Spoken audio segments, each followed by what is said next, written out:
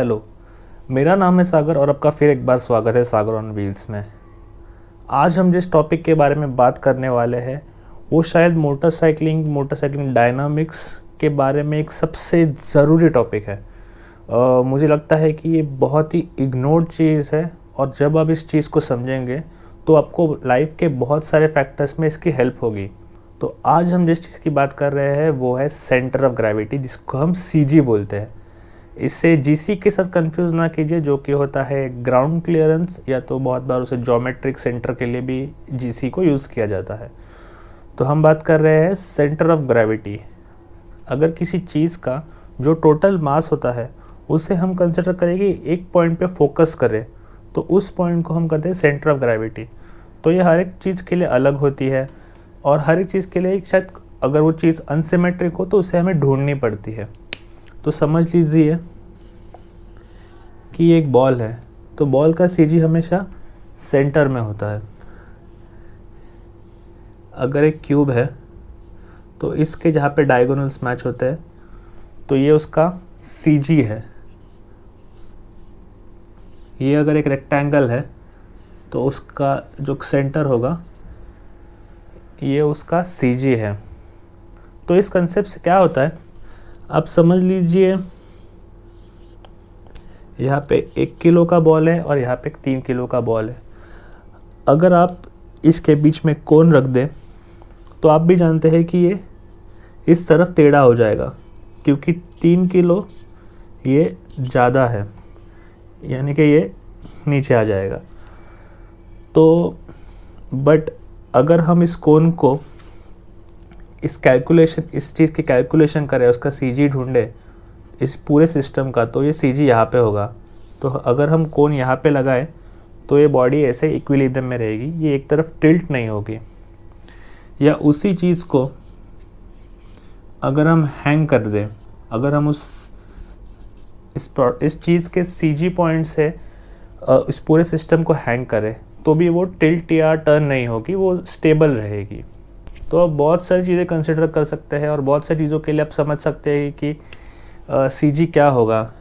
जैसे कि अगर कोई डंबल होता है तो उसका सीजी यहाँ पे उसके हैंडल के बीच में होता है।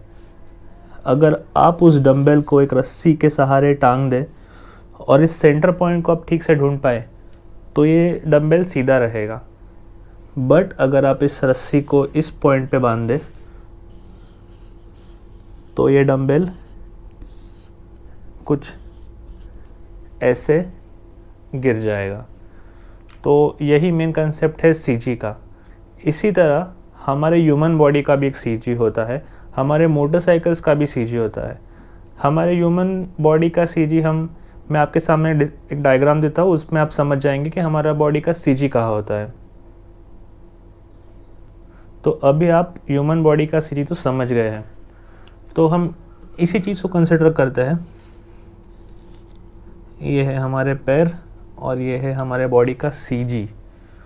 तो कुछ इस वजह से हमारा सीजी यहाँ पे होने की वजह से हमारा आगे गिरना मुश्किल होता है और पीछे गिरना बहुत आसान होता है, क्योंकि हमारे पैर आगे की तरफ होता है।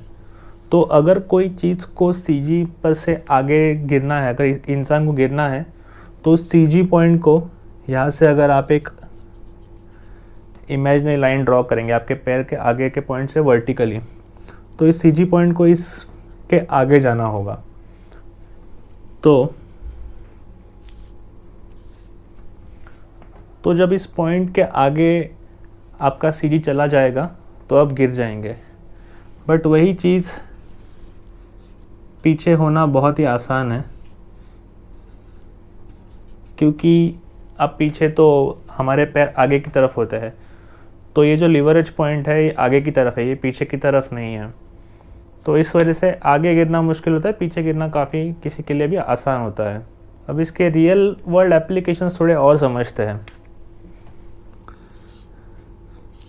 समझ लीजिए आप एक चलती ट्रेन में खड़े हैं, ट्रेन जा रही है इस दिशा में, तो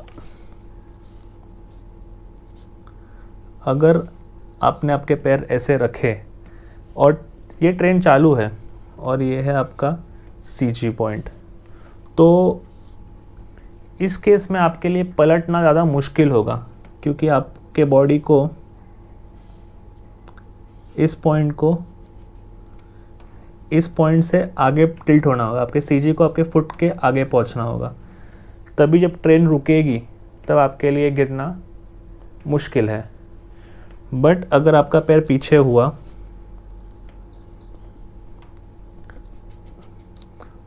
तो आपके सीजी को इस पॉइंट के आगे जाना काफ़ी आसान है। मुझे उम्मीद है आप समझ रहे हैं मैं क्या कहना चाहता हूँ, कि बेसिकली आप थोड़ा सा पहले ही लीवरेज अगर दे रहे हैं और आपको सडन झटका बैठता है तो वो लीवरेज आपके सीजी को पीछे रखता है और आपको टॉपल होने से रोक देता है। उसी तरह अगर ट्रेन एक्सेलरेट कर रही है, अगर ज़ीरो से आगे एक्सेलरेट करे, एक पैर को अगर आप अपने पीछे रखेंगे तो आपको पीछे पुश नहीं कर पाएगी ट्रेन। तो हम बेसिकली एक तरह से खुद को बैलेंस कर रहे हैं। बैलेंस करना यही होता है, जो भी आप कोई भी कंसेप्ट में बैलेंस की बात करते हैं तो आपके सीजी को एक सेंटर लाइन पे रखना, इसको बैलेंस कहते हैं। आप वो शायद उसे मदारी या कुछ कहते हैं, वो एक रोप पे चलते हैं। अगर आप उस इंसान को सामने से देखें तो उनके पास होती है एक लकड़ी और फिर ये इस पे चलते हैं। तो जब ये आदमी इस तरफ ज़्यादा गिरता है तो वो उसकी स्टिक को थोड़ा सा इस तरफ हिलाता है। तो ये टोटल एक सिस्टम होता है, उसका सेंटर हमेशा बीच में रखने की कोशिश करते हैं। जब तक ये बीच में रहेगा, ये रोप कुछ ऐसा है और ये इनके हाथ में बार है, तो जब तक ये इस सेंटर लाइन के ऊपर इसका सीजी रहेगा तब तक वो आदमी गिरेगा नहीं, वो जब लकड़ी हिला के रोप पर से बैलेंस करते हैं। तो मुझे उम्मीद है आप सेंटर ऑफ ग्रेविटी समझ ही गए होंगे। तो अब हम समझेंगे इसका मोटरसाइकिल में क्या क्या इफ़ेक्ट होता है। सबसे मेन, इससे आपके मोटरसाइकिल का डायनामिक्स बहुत अफेक्ट होता है। आपकी मोटरसाइकिल का सेंटर ऑफ ग्रेविटी कहाँ है, आपकी मोटरसाइकिल कितनी हाइट है, कितनी लो है, ये बहुत ज़रूरी है समझना। फिर आप मोटरसाइकिल में जब लगेज ऐड करते हैं तो वो लगेज कहाँ पे होना चाहिए, उसका प्लेसमेंट। बहुत लोग अपने छोटे मोटरसाइकिल्स को बड़ा दिखने के लिए बहुत सारे एक्सेसरीज़ लगा देते हैं और 160 किलो की बाइक को 180-190 की बाइक बना देते हैं। तो आपके क्या एक्सेसरीज आपके हैंडलिंग और मोटरसाइकिलिंग को कैसे डेट्रीमेंटल इफेक्ट करते हैं, वो हम इसे समझ सकते हैं। और आपका जो राइडिंग टेक्निक है, आप कौन से केस में मोटरसाइकिल पे खुद के वेट को आगे शिफ्ट कर रहे हैं, कौन से केस में पीछे कर रहे हैं, आप कौन से केस में मोटरसाइकिल को अंदर की तरफ काउंटर कर रहे हैं और खुद सीधे बैठ रहे हैं, या आप खुद मोटर टर्न में अंदर जा रहे हैं और मोटरसाइकिल को सीधे रख रहे हैं। तो ऐसे बहुत सारे सिचुएशंस में जब आप सेंटर ऑफ ग्रेविटी कैसे काम करता है ये आप समझोगे, तब आप उस सिचुएशन से बेटर फाइट कर पाओगे। आप तो समझ ही गए कि ह्यूमन सीजी कहाँ होता है। तो कोई भी चीज़, इंसान ही ले लीजिए, एक छोटा इंसान और एक बड़ा इंसान। एक छोटे इंसान का सीजी हमेशा लोअर होगा और एक बड़े इंसान का सीजी हमेशा हायर होगा। तो इसके लिए एक तरीके से एक लंबे इंसान को अगर वो अपने पैर आगे या पीछे सपोर्ट के लिए ना हिलाए तो उसको गिराना आसान है और छोटे इंसान को गिराना मुश्किल है। समझ लीजिए एक छोटा सा बॉक्स है और एक वर्टिकल बॉक्स है, तो इसको तो आप आसानी से गिरा सकते हैं, बट इसको गिराना मुश्किल होगा। इसी तरह जब मोटरसाइकिल का सीजी हायर होता है तो वो ज़्यादा अनस्टेबल फील होते हैं, जबकि लोअर सीजी होता है तो ज़्यादा स्टेबल फील होता है। और यहाँ तक कि जब आप साइड स्टैंड पर से किसी मोटरसाइकिल को सीधा करते हैं तो लोअर सीजी वाली मोटरसाइकिल को हमेशा सीधा करना आसान होता है। तो हम इसकी वजह बताते हैं। तो पहले हम समझते हैं कि मोटरसाइकिल का सीजी कहाँ होता है।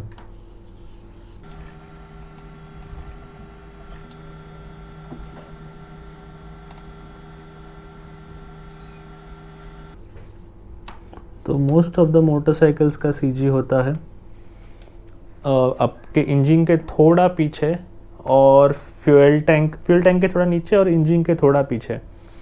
तो जब आप ऊपर से देखेंगे तो ये आपके मोटरसाइकिल का टैंक, सीट और कुछ यहाँ पे होगा, और ये आपके पीछे का सीट, ये टायर, ये आप मोटरसाइकिल को ऊपर से देख रहे हैं। तो ये पॉइंट पे आपके मोटरसाइकिल का सीजी होता है स्टैटिक कंडीशन में, जब इस मोटरसाइकिल पे कोई भी इंसान बैठा नहीं होता। जब आप इस मोटरसाइकिल के बैठते हैं, हमेशा हेलमेट पहनिए, तो आपका सीजी कुछ यहाँ होता है। तो जो ओवरऑल इस सिस्टम का सीजी है ये थोड़ा सा ऊपर आ जाता है, राइडर की तरफ आ जाता है, बट ये सीजी होता है राइडर और मोटरसाइकिल के एक मिड पॉइंट पे। एग्जैक्टली मिड नहीं कहेंगे क्योंकि आपका वेट होता है शायद 70 kgs और मोटरसाइकिल का होता है 150 kgs 200। तो मोटरसाइकिल एक बड़ा सिस्टम है, तो मोटरसाइकिल के सीजी के ज़्यादा क्लोज होगा एज़ कम्पेयर टू आपके। तो मोटरसाइकिल का सीजी कहाँ है ये तो आप समझ ही गए। तो अब हम थोड़ा केस सिनारियोज देखते हैं।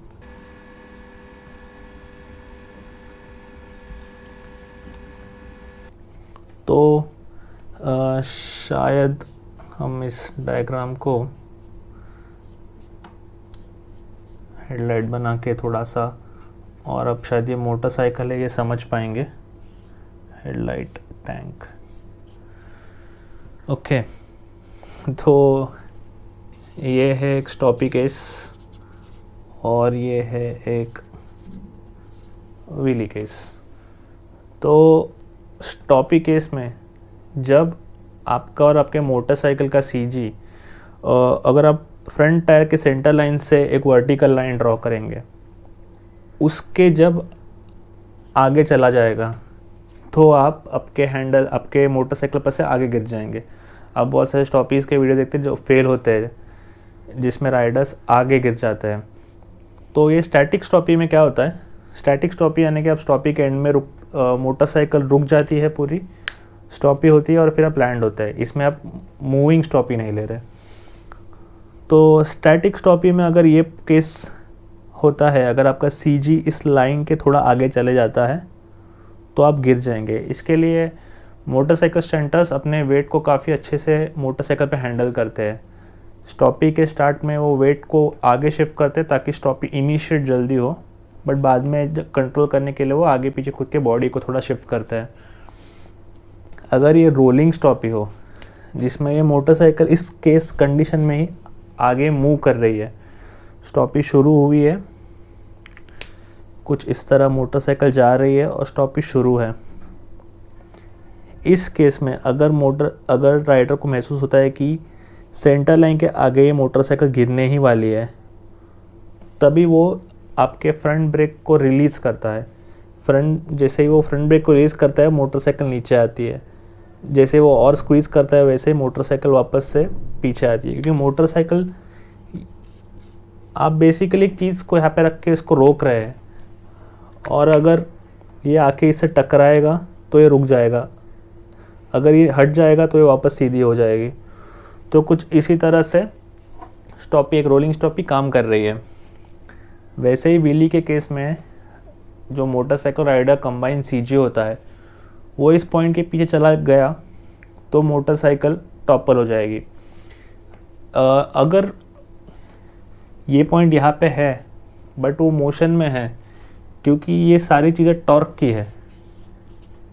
एक मूवमेंट के वजह से एक पॉइंट के अराउंड एक टॉर्क अप्लाई हो रहा है। टॉर्क मतलब बेसिकली क्या होता है, इस चीज़ को ऐसे मैंने पकड़ा है और मैं ये ज़ोर दे रहा हूँ, तो ये डिस्टेंस और ये जो मैं फोर्स अप्लाई कर रहा हूँ, इसका मल्टीप्लिकेशन इस चीज़ को बोलते हैं टॉर्क।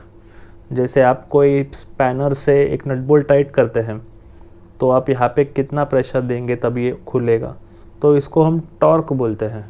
तो टॉर्क होता है ये आर्म लेंथ, और ये अप्लाई किया हुआ आपका फोर्स, हो कितना केजीज में हो सकता है, और ये लेंथ जो भी उसका यूनिट है। तो स्टॉपी में भी, तो व्हीली में भी कुछ ऐसा ही है कि जैसे ही राइडर को महसूस होता है कि बाइक बहुत पीछे टिल्ट हो रही है, वो अपने फ्रंट ब्रेक को थोड़ा टैप कर देता है। फ्रंट ब्रेक को टैप करने से क्या होता है, समझ लीजिए ये व्हीली शुरू है और आप यहाँ पे कोई ऑब्स्ट्रक्शन को रख देते हैं, तो ये आगे जाएगा।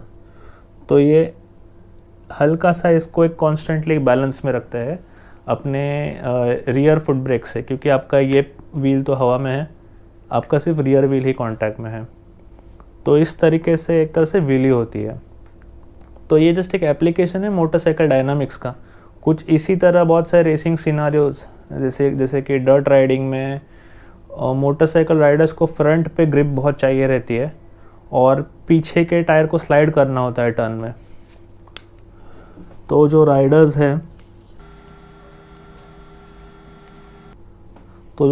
है वो थोड़े से मोटोक्रॉस और ये सारे कैटेगरीज में अपने टैंक के ऊपर वेट करते ताकि उनके फ्रंट को बेटर ग्रिप मिले और पीछे थोड़ा लाइट होने से वो टर्न में पावर आउट कर सके, क्योंकि वहाँ पे फ्रंट ग्रिप का बहुत प्रोमिनेंस है।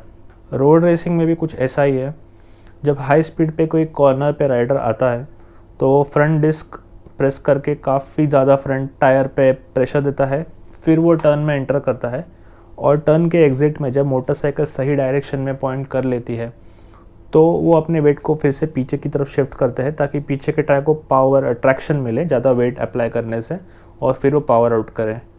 अगर पावर आउट करते समय पीछे के टायर पे वेट इनसफिशिएंट हो तो पीछे का चक्का जगह पे घूमेगा या वो पीछे से वॉश आउट होगा, यानी कि मोटरसाइकिल स्लाइड आउट होगी। तो ये कुछ एप्लीकेशंस है और ये जो बहुत सालों से रेसिंग या राइडिंग में होते हैं ये इन कंसेप्ट्स को बहुत अच्छे से समझते हैं। बट अभी ये कंसेप्ट्स हमें क्यों समझने हैं? क्योंकि इससे हम अपने राइडिंग को इम्प्रूव कर सकते हैं।